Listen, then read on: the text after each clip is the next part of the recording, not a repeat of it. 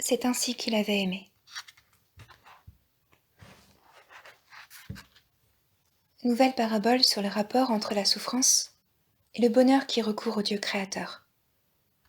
Moyen de resserrer la question morale en l'épurant de ses applications dans la société.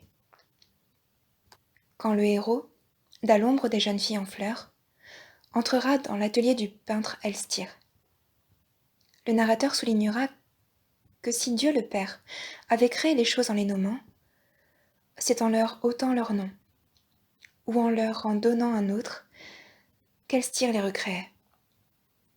La parabole des oiseaux migrateurs annonce la comparaison qu'établira l'écrivain plus tard entre le développement d'une vocation artistique et l'orientation d'un pigeon voyageur. C'est ainsi qu'il avait aimé, de Marcel Proust.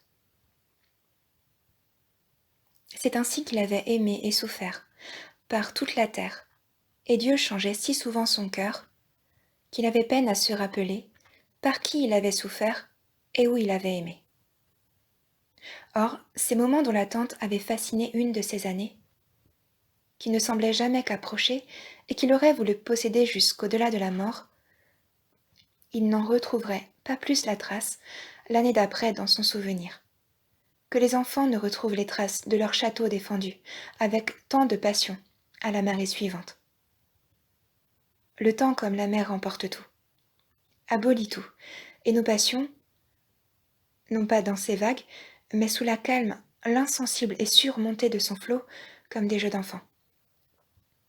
Et quand il souffrit trop par la jalousie, Dieu le détacha lui-même de celle par qui il aurait voulu souffrir toute sa vie. Si par elle, il ne pouvait être heureux. Mais Dieu ne le voulait pas comme lui, parce qu'il avait mis en lui le don du chant, et ne voulait pas que la douleur l'anéantît. Aussi mit-il sous ses pas des créatures désirables, et lui conseilla lui-même l'infidélité.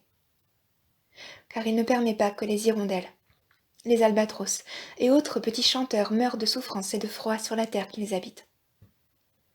Mais quand le froid va les saisir, il leur met dans le cœur le désir d'émigrer, afin qu'ils ne manquent point à leur loi, qui n'est pas tant d'être fidèles au sol que de chanter.